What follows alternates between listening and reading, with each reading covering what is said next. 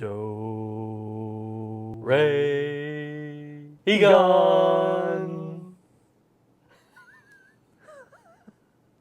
Hey, it's that time again. Welcome to Back to the Screen. And today we're reviewing Ghostbusters 2.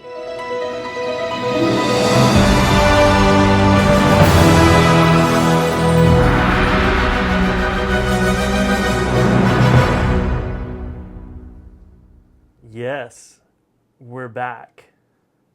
I'm Jamie. And I'm JJ. And of course, Ghostbusters 2. Yeah. Here's Prince Vigo! Yeah. Yeah, right? Oh. I don't even know where to begin. I know. I'm a huge fan of the Ghostbusters franchise. Let me just start off by saying that if someone doesn't like the Ghostbusters, we can't be friends. That is like one of my criteria. If I had to have a movie criteria that if you know we can't hang out if you don't like the Ghostbusters. Yeah. So. You know, growing up, I loved Ghostbusters 2 more than the original. I know I'm walking on dangerous threads and water and treading water here, but I just love it more. And even today, I appreciate the first one for what it is, and it's certainly a classic, and I love everything about it. But this one, it just was great. I will tell you, though, that as a child, there were some frightening scenes in the first one and the second one. First one being like the library. Oh yeah, early on the library ghost, you know. Sure. And then of course this one leaned more into the horror aspect than the comedy. The comedy was there, but it seemed to go a little bit more, you know, creepy, more horror. Yeah, it had a few more special effects scenes. This was the first movie in the franchise they used CGI. Yeah. So yeah, they did more with the monsters and the special effects. I say the monsters, the ghosts, the creatures, you know. So. And this movie is all about slime. Right. Yeah. So when my daughter, because I have seen this movie hundreds of times, and before she even knew what it was called, she would just say, "I want to watch Pink Slime." And we knew what she was talking about. We'd be like, all right, Ghostbusters 2, here we go, again. The pink slime, yep. What a color to pick, though, you know, for the slime, because I think the first one... It was clear. It was clear, yeah. Right. It was definitely clear, and you might even... I think I might have even wanted to make it a green, you know, slime, or... Well, whatever Slimer left behind was green. I think I remember that. Maybe I'm drawing from the cartoon. Maybe it is Slimer that I'm going back to, you know, with that first slime with Bill Murray. Yeah. In the hallway. Right. He slimed me. Yeah, he got him. Yeah. In the second one, about the slime, they wanted to give it a color. I don't know why they chose pink. I haven't read that, and I haven't seen it anywhere. And it just showed up better, you know. I mean, it's more visually, you know, striking, definitely, you know. So. And as I have the pink lights up here, it certainly does, you know, pop. Right. So that may be exactly what they were going for. Yeah. You tripped me out with your equipment on your head, man. That's funny. Well, I mean, it's Halloween. You know? Right. You're definitely we got to make sure that Vigo doesn't come alive. You know. Right. So, and interestingly, your the jumpsuit that you've got on. So they actually for part 2 made a dark gray one version instead of the tan or khaki that they had in the first Ghostbusters movie. And at a certain point, the director, Ivan Reitman, I think is how you say his last name. Yeah, Reitman. He decided he didn't like these as much as the original. Yeah. So there's only a few scenes where they're wearing them, and there's one scene where one member's wearing it and the other ones aren't. They're wearing the other color. Yeah.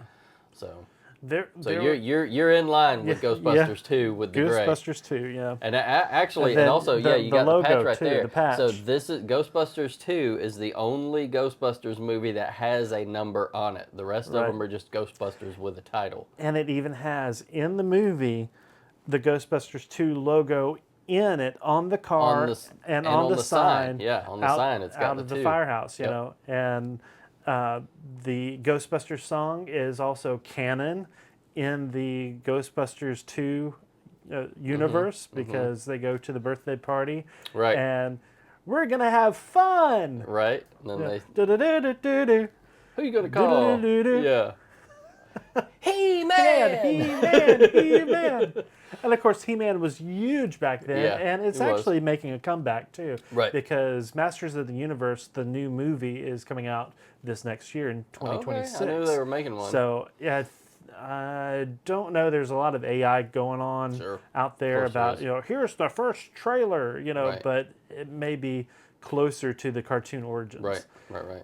And Ghostbusters 2, talking about cartoons, after the first Ghostbusters in 1984, in 1986, I believe, the real Ghostbusters came out because Filmation was trying to cash in on the Ghostbusters by making their own Ghostbusters, and they called it Ghostbusters. So they could they had to call it the real Ghostbusters. Call it the real Ghostbusters, and it was kind of like a stab at Filmation. Hey, no, you're not the Ghostbusters. We're the real Ghostbusters.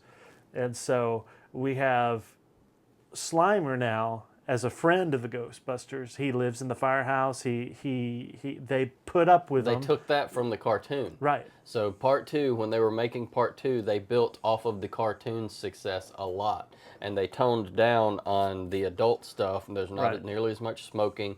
There's not as much adult innuendo. And they actually geared it more towards children that had become fans through the cartoon. So it makes sense that you were a huge fan of it whenever you were a child.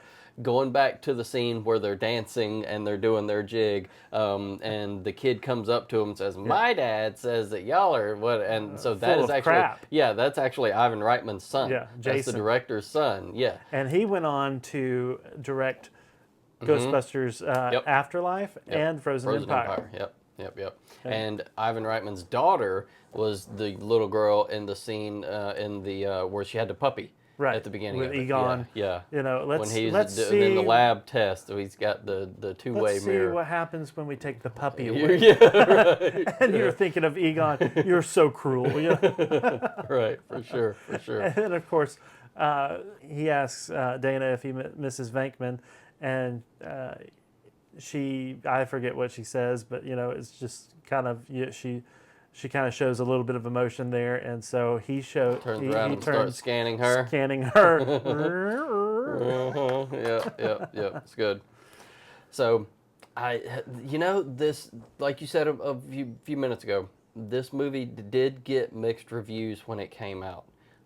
It didn't have as much of the comedy aspect in there, and they were going for more of the the creature feature style with the ghosts and amping that up with CGI. But I thought it's got some funny parts to me. Yeah, as I've changed and grown, I laugh at different parts of the movie. This guy cracks me up. Oh, his character Janos cracks me up every time. This is why I chose the background here, because I love Vigo. It's you see him throughout the whole movie. You don't see Zool throughout the whole movie of the first one. Right. But you get to know this guy, and he steals the show. Janos. Right. And in the original script, his name was Jason. Yeah. And he, in his trailer on set, decided to change the character's name to Janos, and he built the accent and the backstory and all of that for the character. He wanted to build it out. Yeah, because Vigo was a Carpathian. Right. And he was going to be a Carpathian as well. And that, yes. Yeah, but this guy, he's hilarious. He's a great character actor. I've seen him in other roles, and he's got that type of personality and mannerisms that just, it's anyways, I'll skip ahead to, and we'll obviously jump back and forth. But the one scene wherever Vigo is giving him the rundown again, he's like, yes, I've heard all this. Keep going. What's next? Yes, the scourge. It's like, come on out with it. Yeah. But okay, so going back to Slimer, in part 2.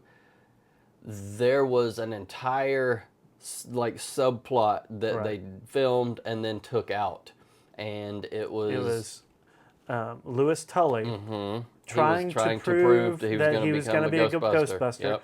And he was trying to trap Slimer. Yeah, and there's actually storyboards, and I think I want to say that I remember seeing like a crude animation of where Slimer was in the firehouse, and Lewis had the proton pack, and so he was trying to capture Slimer, and so Slimer would always get away, and so yeah.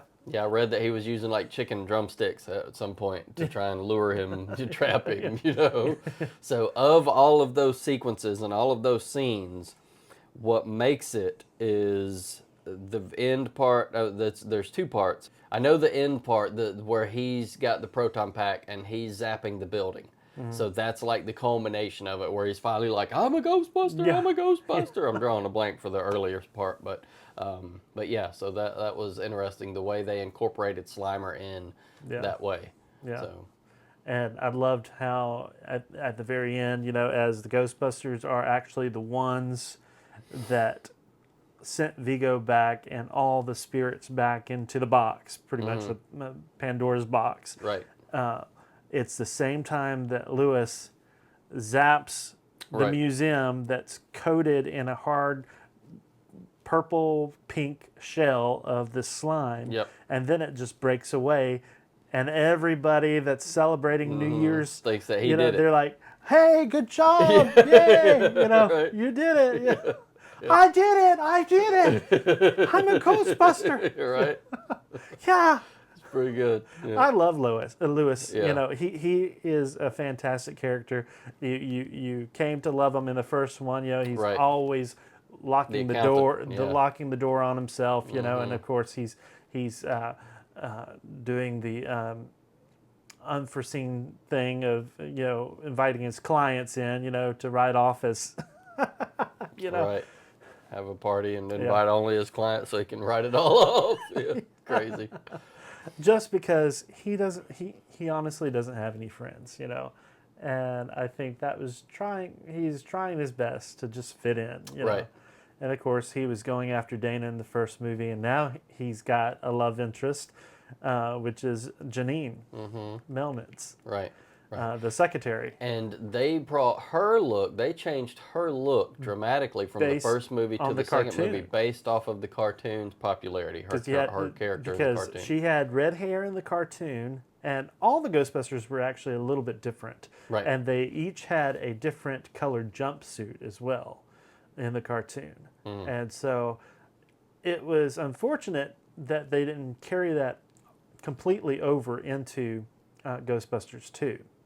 But of course, we got these suits, which were good, and they flip-flopped, between the originals and these, and you had the not just the proton pack, but you had the slime, I forget what you call it, but cannons or whatever. Okay, right. Basically, so you had two of the Ghostbusters having the slime cannons at the end, and two of them having the proton packs.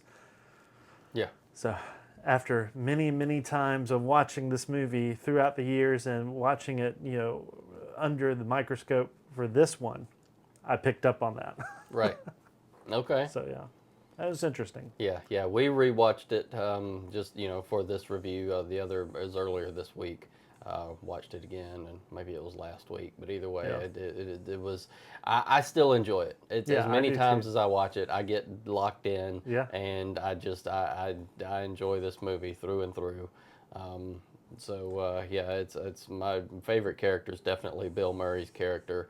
And he just I just love Bill Murray in general.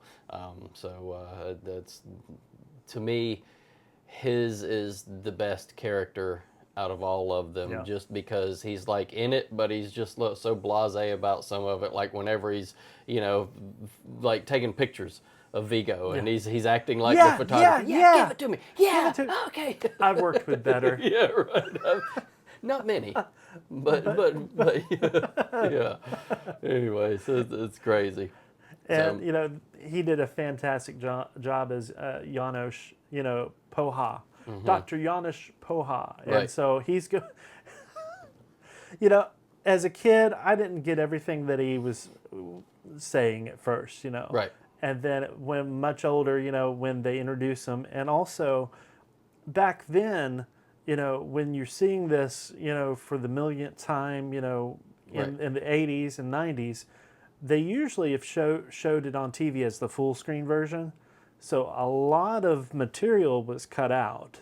Right. The sides, of course, and the formatting, yeah. And I think as a kid, I was convinced that if they did show the movie in widescreen on older TV, that they were actually cutting out, part of the picture on the top and bottom. That was my understanding back then. But now, right. I understand that they were actually showing the whole, ratio. Right, that was the format. Yeah. And so some of these scenes that you miss because you watch the full screen version, you get to see new on the widescreen. Just like when Janosch is talking to Dana, trying to ask her for a brunch, out to a brunch, and then he's like, "What, do I have a bad breath or something?" Mm-hmm. In the full screen, you don't see Dana's reaction, but in the widescreen version, you see her reaction. She faces away from Janosch, and after he says, "Do I have bad breath?" She goes, because he has bad breath. Right. Right. And then the other one is, I think it's I think from the original, when the 4 Ghostbusters come out, you only see the 3 main ones, and Winston, right. of course, is left out again. Poor man. But he finally gets to shine in Afterlife, and more so in Frozen Empire as one of the main Ghostbusters. Mm-hmm. But I mean, you can chalk it up to he was the colored Ghostbuster or whatnot. I don't know. But there's a lot of theories out there, but that's why he wasn't in the or whatever. But yeah, and that's just. He was supposed to be the guy. Well, he was a supporting character. He was a supporting character, right. And he was supposed to be the Ghostbuster that he was the everyday, the one that broke it down to the mayor. Everyday person. He wasn't a scientific mind or anything like that. He was like, like for the guy that mayor, was there as long as the paycheck's regular, as long as the paycheck clears the bank, he's going to be a Ghostbuster. Mayor, what we're trying to tell you is that all the bad feelings, all the hatred and all that is turning into this sludge, and we almost killed each other over all of it. You're selling it tonight. The whole outfit.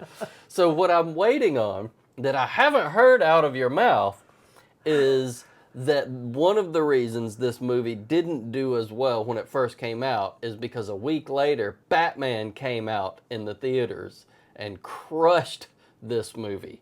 The first Batman that came out. I didn't have to bring it up this time. He did. But I was waiting on you. But, as much as I love Batman, Batman wasn't the only thing that crushed Ghostbusters 2. There were so many movies that came out that year. So many blockbuster movies. Yeah, it was a big year. Let me look. I know Honey, I Shrunk the Kids came out that year. There's so many. Back to the Future 2. Yeah, Part 2 came out, which I thought was probably the weakest. Indiana Jones and the Last Crusade. Yeah, I think that one. Also, that one came out. It was a big year. What a time to be alive. Right. You had all these blockbusters, and that's what it meant to have a blockbuster summer. This whole year, that whole year, 1989 was loaded with all this. Plus, it took them 5 years to get back on the big screen. Right. Now, tons of rewrites. Yeah. Thankfully, though, they had the real Ghostbusters cartoon going.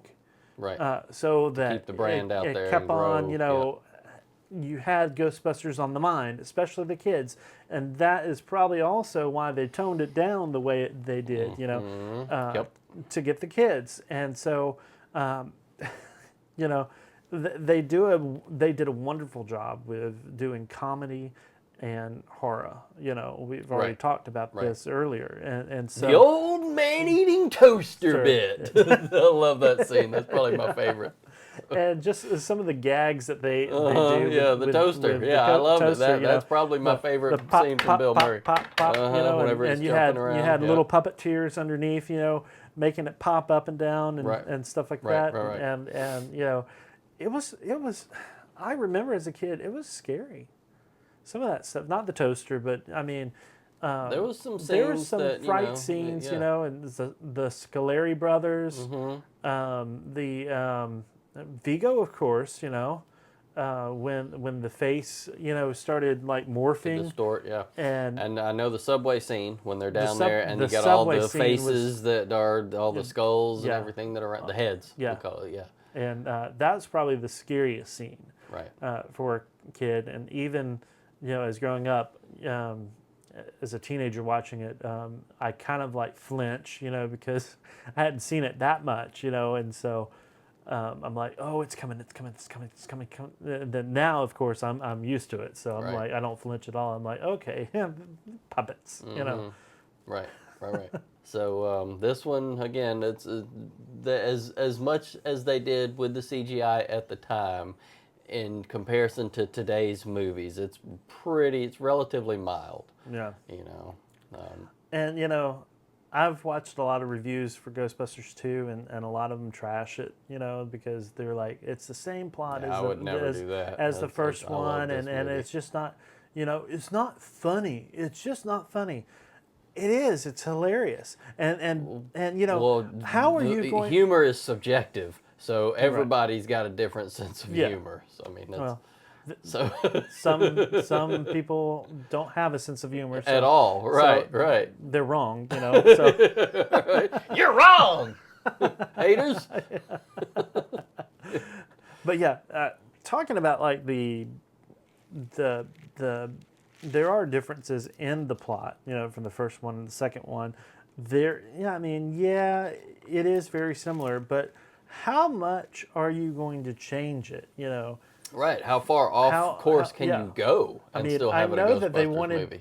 I think they wanted to have the storyline. One of the earlier scripts for Ghostbusters 2 was, out of the States, in Europe or Ireland. I think it was Ireland. Yeah. And Dana was supposed to be abducted by some ghosts and taken to Ireland into the underworld. And they were going to go to the underworld to go catch her, to go, save her.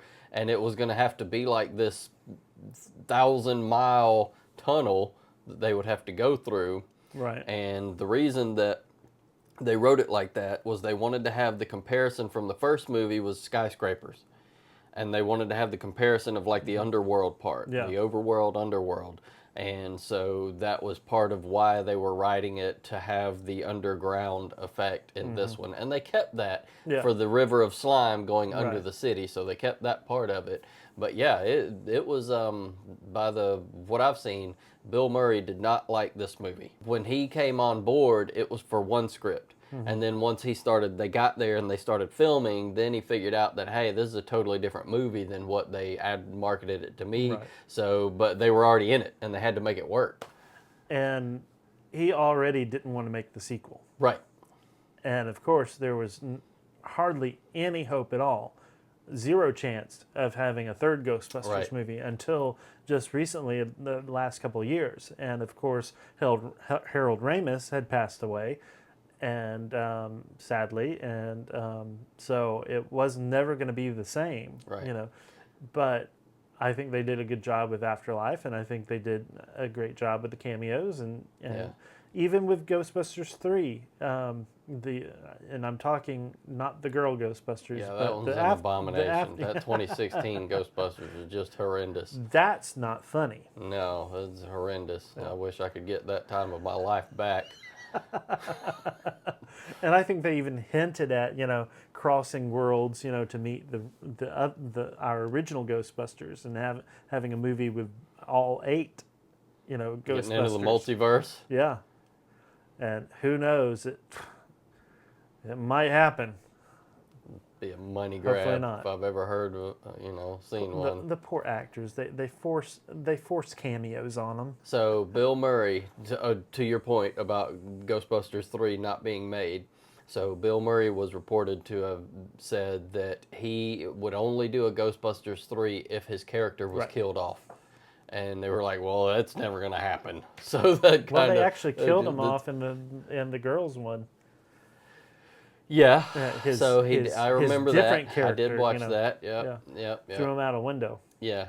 Okay. So he did. So his character was killed off. So that was... he had no excuse after that. You know? Right. I guess that's probably what the real Ghostbusters were thinking about. You know, if we killed him off in this one, and then we brought back the original Ghostbusters instead of the women, you know, he'd have no other excuse. You know, hey Bill, we killed you off. We killed you off in the women's Ghostbusters. You know, so what are you waiting on? And to be fair and to be clear here, it's not that I dislike it because it's females playing the Ghostbusters.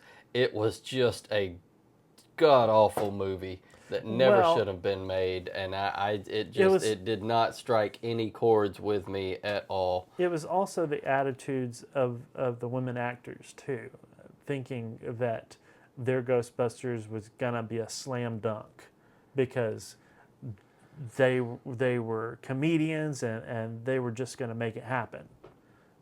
It just didn't have any heart to me. No. It just didn't do it for me at all. And I will not let my daughter watch that movie. No. It is not going to show in my house. No. I'll play this one and the first one, and her favorite one right now is the two newest ones, the Frozen Empire, and the what's it? The other one? The Afterlife. Afterlife, and then Frozen Empire. Those are her two favorites. Those are fun ones. Yeah. You know, you can never. They have the same originals. vibe, you know. They got the same music going through, and again, it's Jason Reitman. Yeah. He's he made those. So I mean and he was with his father all along with the first two Ghostbusters. I mean, it's being with your father, being with your parents, growing up, because Dad's busy, but he still found the time, to have some family time, you know, and to make what's important, Right. And so, therefore, you've got a recipe for success, with Jason being a filmmaker and director and producer, whatever, you know. And so he's done an excellent job with the Ghostbusters franchise. Yep. And I can't wait to see what's coming next. Going back to the humor part, the humor versus the scary stuff. Whenever they're in Dana's apartment looking for evidence, because it's this is early on in the movie, the carriage, she crosses the slime, right, and then it runs away from her, or rolls away from her rather, and then she calls the Ghostbusters up to do the research, and I like the dynamic when they're it's Ray and Egon are in the nursery, and they're talking about toys, and you kind of get a background of Egon, whenever he's saying we didn't have toys when we grew up, and he's like, really, not even a Slinky? And he's like, well, we had part of a Slinky, but we straightened it out. Straightened it out. Like, wow, this dude is clinical about everything in his life. And then you've got the opposite end of the spectrum with Bill Murray in there, and he's playing with the baby and acting like the baby's eating his nose and everything. He's got her bass, her upright cello, I think is what it is, and he's he's playing it like it's a bass guitar, Bum bum bum bum. Right. Bum, bum, yeah. He's goofing off in there. So there was some comedy in there. They did mix it up, and comedic relief there. So I definitely enjoy watching it each time. There's,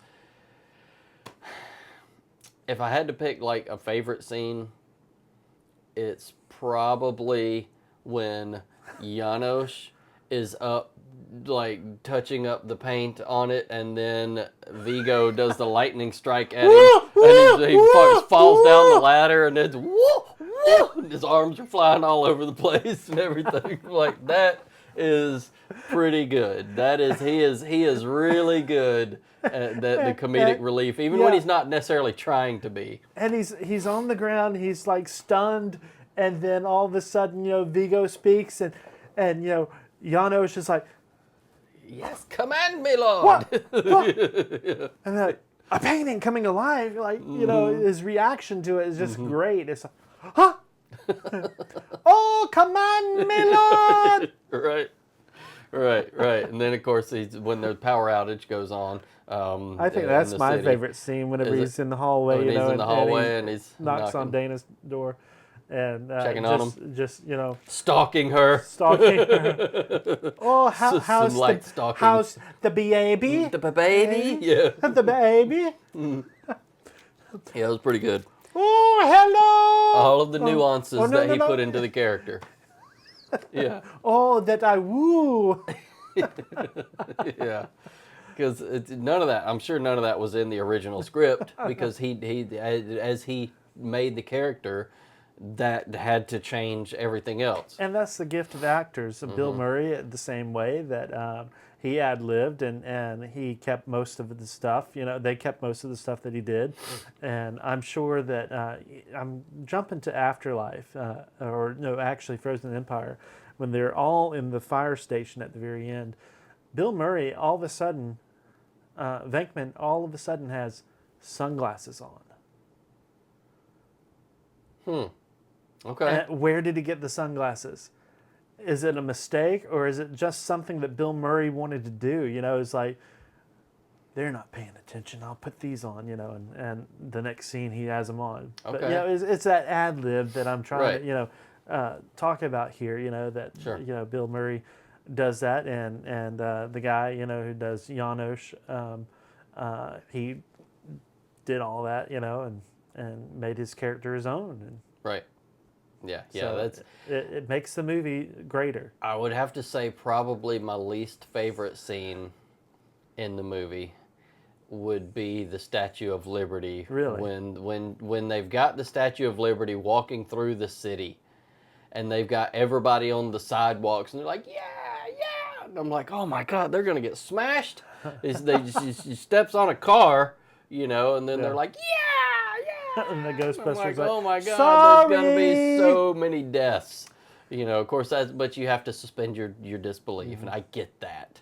And so it's a I have parallel to rein to in my logical brain sometimes. It's a parallel to the Stay Puft Marshmallow Man. It but, is. It's the Stay Puft Marshmallow Man was made for bad, evil.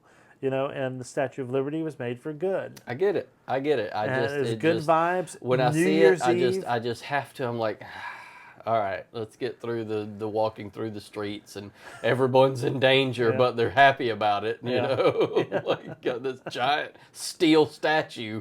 But never fear, Nintendo was here to the rescue. I know, the Nintendo controller. Advantage. Yeah, you probably got it in this room somewhere. I actually don't have the Nintendo NES Advantage joystick controller, but it was modded out. It had all those nice, cool little ribbons, of the 80s, telling that, it's a computer, and a rainbow ribbon, that comes out of it, and it's connected to the slime, and the slime is giving these electric, impulses, and it's making the Statue of Liberty come to life. And makes sense to me. Yeah.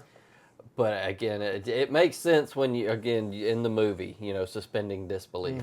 But again, I'm just going back to picking a favorite versus least favorite. And again, my favorite's when he gets zapped by the painting and falls down the ladder, and his arms going all over the place. And I laugh at that every time, even though I know it's coming. The eye zap, it's a...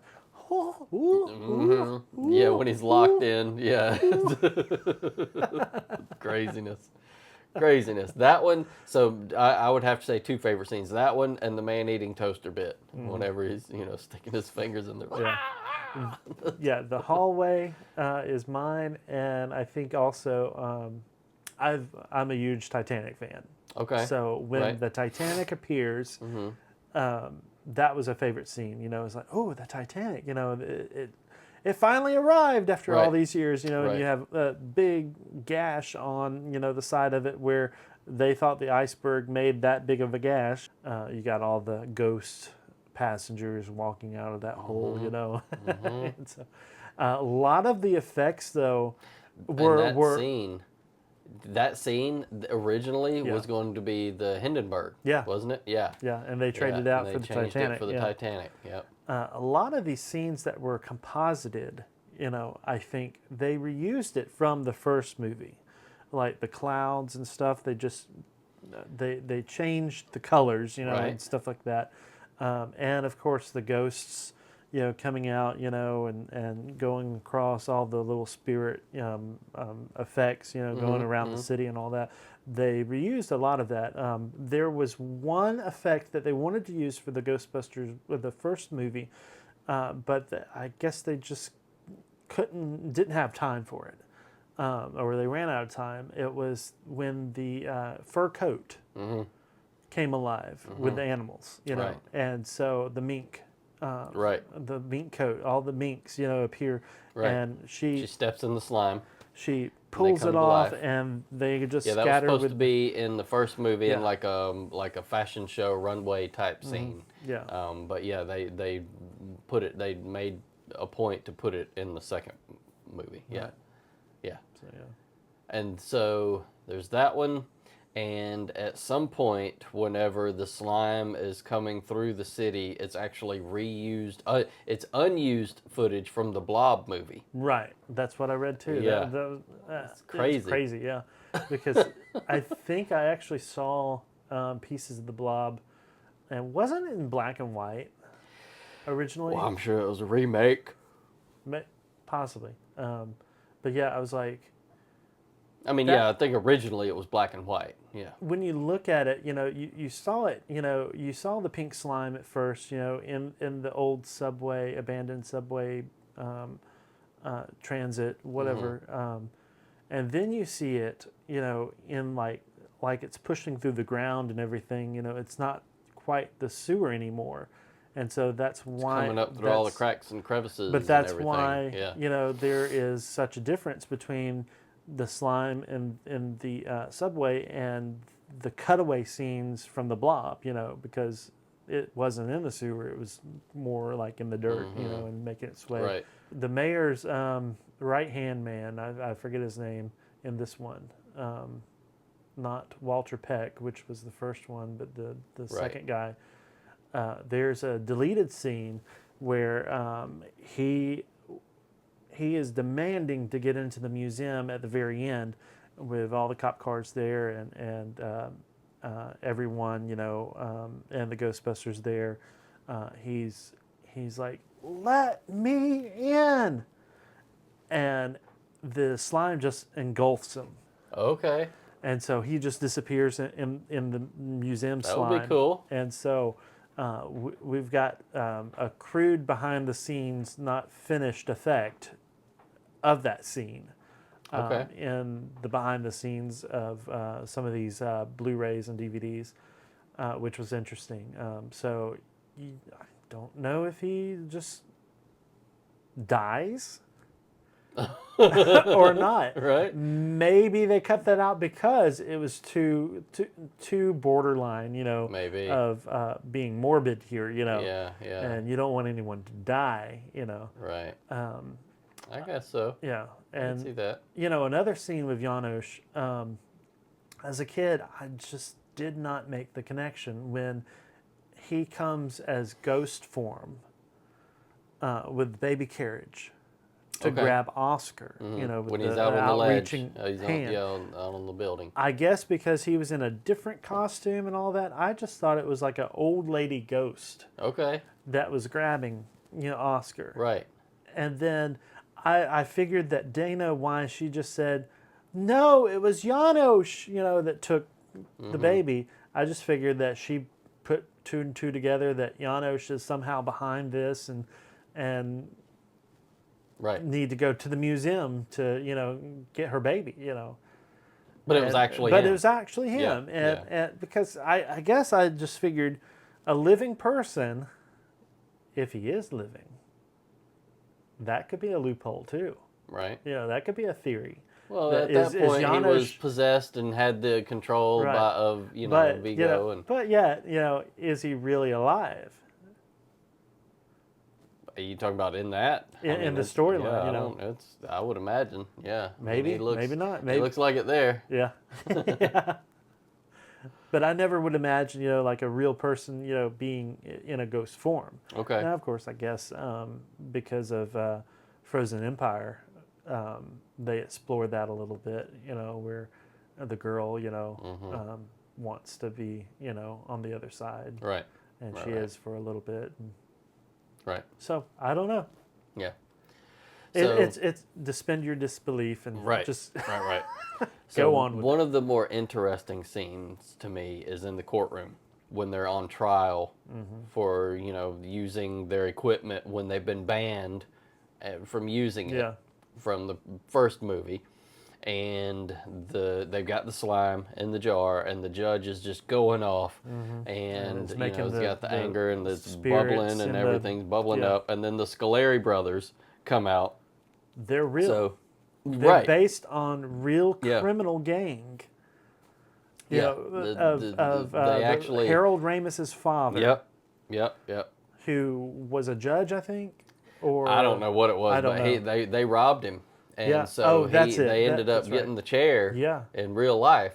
So they put that. So they Harold put that in. In the story. But the images, the way they made them look, is more based off of the Blues Brothers, because of course Dan Aykroyd's one of the Blues Brothers. Right. So it's that I like that scene because again they used the CGI and the special effects, and in the trailer apparently before the trailer that they put out, the lawyer that was being drug out by her foot carried her out. They didn't have the ghost in there edited in yet. So in the trailer it was just her floating through the air.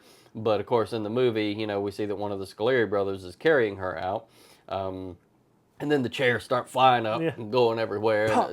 That was a scary part too. I remember jumping at that scene when it's all quiet in the courtroom, and they all have their proton packs. And this is a trivia about proton packs. I think this was the first time that they referred to. It was in the tunnel.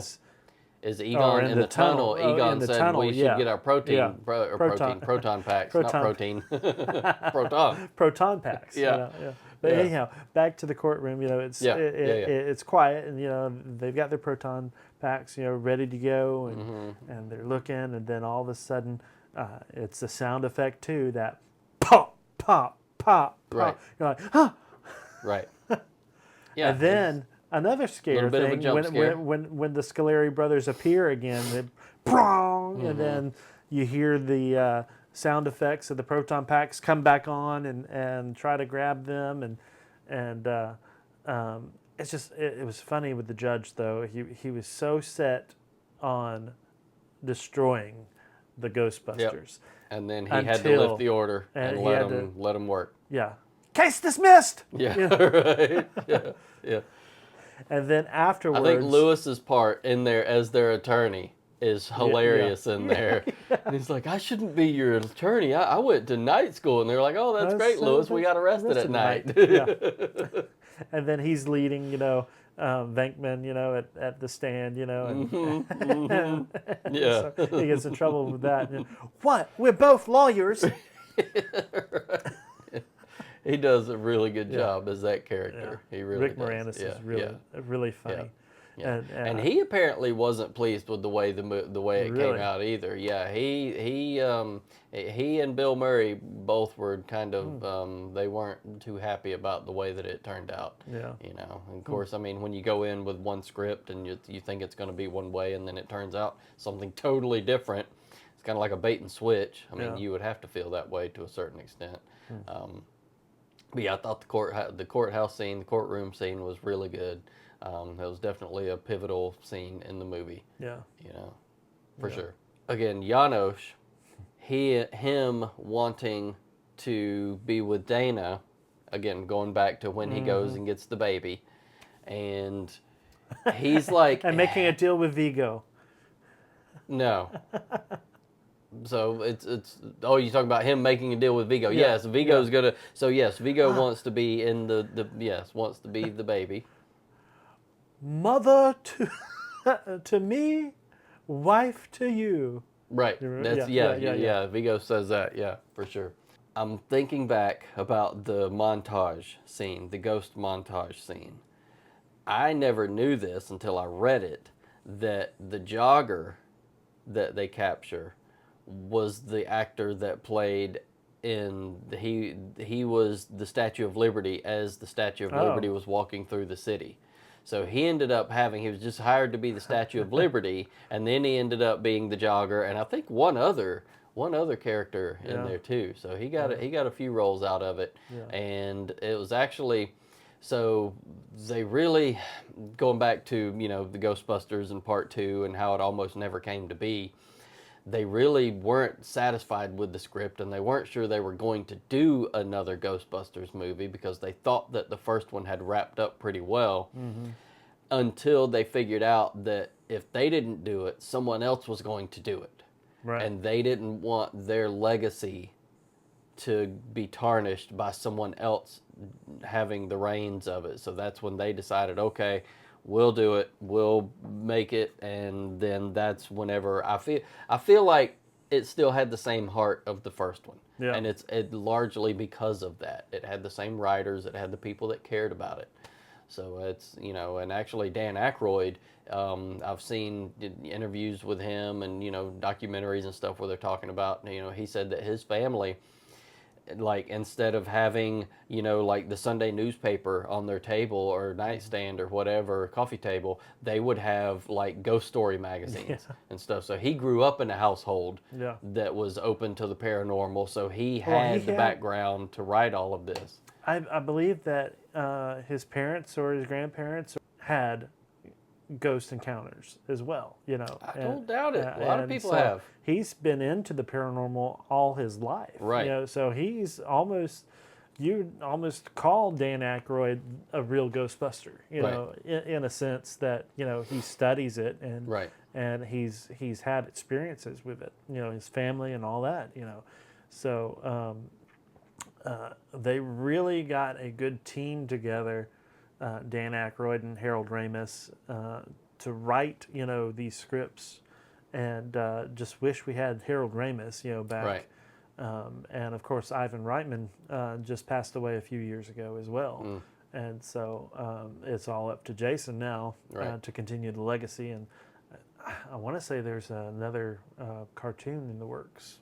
I don't doubt it.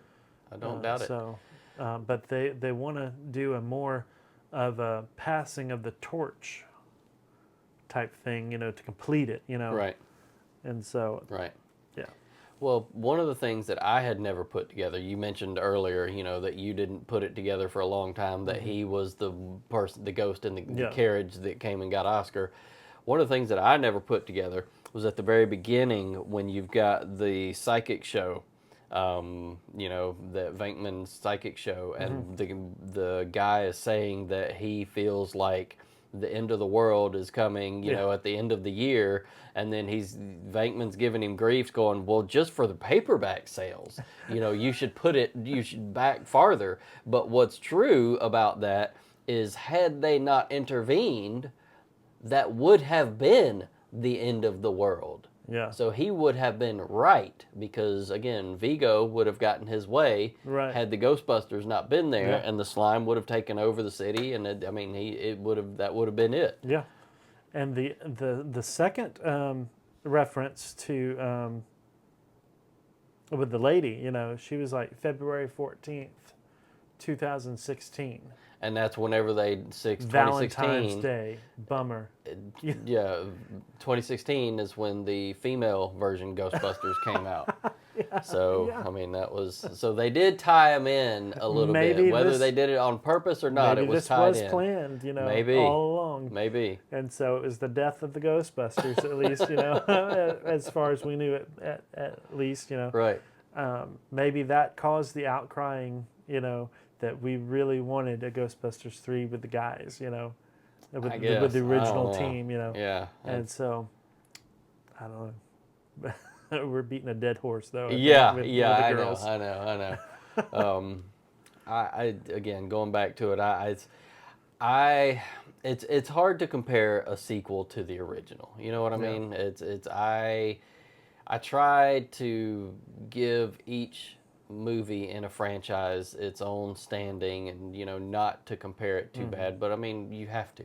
Right. So Yeah. as far as the first one goes, I mean you can't top that. I mean it's Right. just movie gold. And then the second one, I think that they did the best they could with what they had, as far as script goes, changing things around. Pardon me. Part of what they changed, part of the big part of it was Ray Stantz was, and when they were in the museum taking the pictures of Vigo, and then Ray gets locked in. Oh yeah. And he gets kind of possessed by, or entranced by Vigo.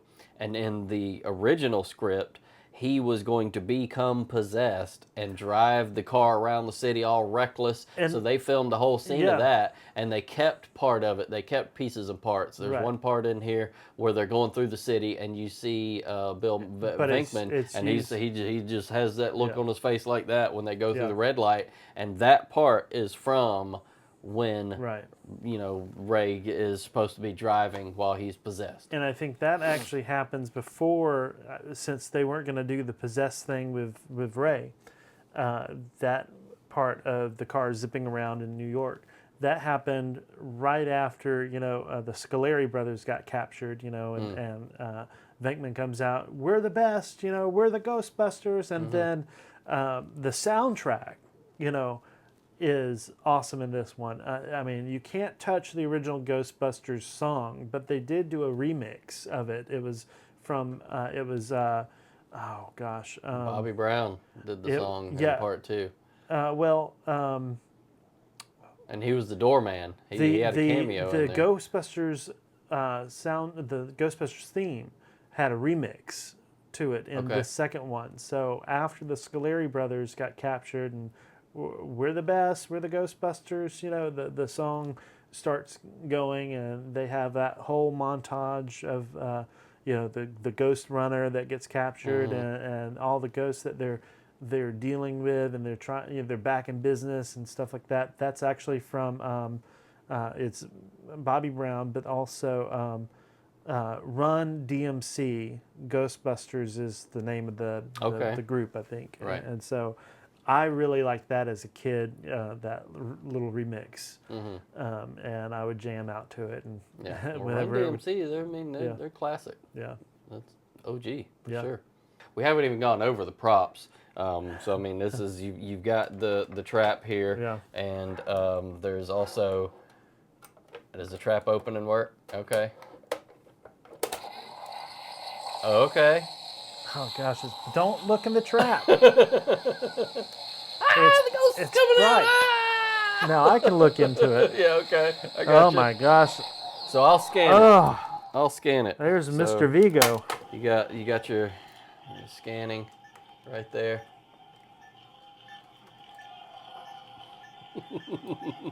Oh, it's going crazy there. So, yeah. This, of course, the scope here is, of course, Ray Stantz. He always had it on him, on his forehead. And of course, we've got the proton pack here. Got it. The nice proton pack.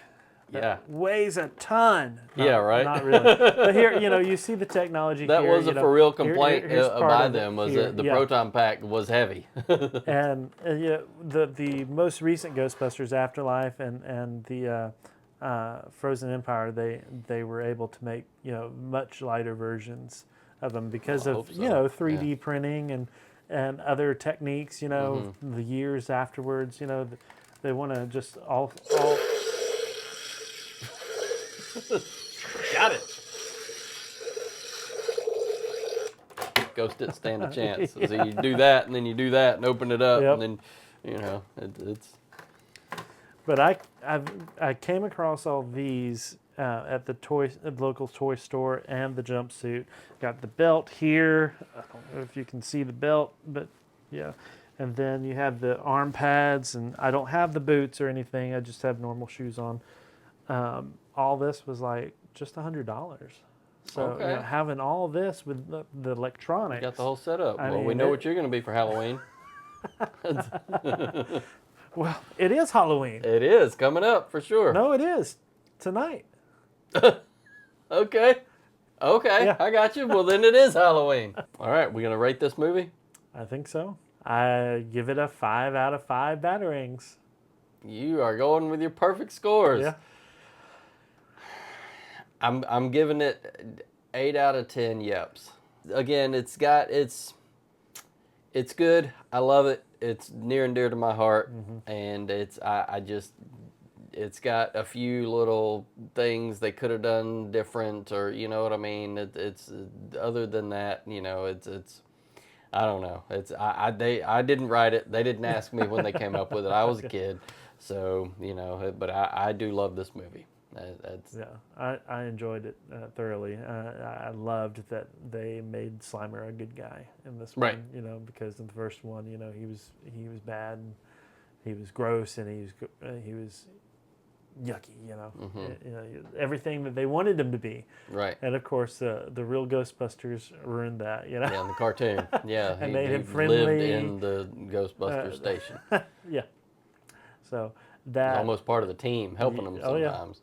And I they revisited Slimer in the Frozen Empire too. He's still in the firehouse, living there. So he doesn't quite help them out in the live action movies. Right. As far as like with them appearing with all 4 of them. Right. But he's there. Yeah. Always eating. Yep. Slimer was my favorite Sliming character and eating. right after the real Ghostbusters. So that made it for this movie. Janosz Poha made it for me. Right. Mr. Vigo made it for me. Yeah. And actually, so I know this guy that was Vigo, his character was 2 people. So you got the actor that played him, and then all of his lines were voiced over by a different actor. And they didn't tell him, apparently. He didn't know. He walked so at the out. premiere, he got upset. And he walked left. out. Yeah. I still think he steals the show. I agree.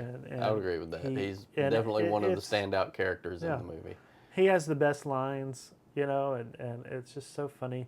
Him walking in the library, and he's like, I want you to know everything you're doing is wrong. Bad. It's bad. Yeah, it's bad. And then the woman, doing the restoration or whatever touch up, she's like, and nobody listens to me. Right. And just That's his hilarious. accent and everything, funny. So say what you will with Ghostbusters 2, it's one of my favorites, and it will continue to be my favorite. And I love the Ghostbusters franchise. Yeah, me too. It's fun. It's supposed to be fun. It's supposed to be lighthearted. And, if you don't like Ghostbusters 2, that's fine. But just remember... we can't be friends if you don't like Ghostbusters. It's fine for me. But, lighten up a little bit. It's fun. It's just fun movie movies fun, right? for everybody. But I think it's time for you to put on your jumpsuit, because somebody's going to have to go down there. Somebody's going to have to go down there. Somebody's going to have to go down there. Yeah, I know, right? It's me! It's me! We got to stop this slime problem. Right. So we'll see you next time. All right. Bye-bye.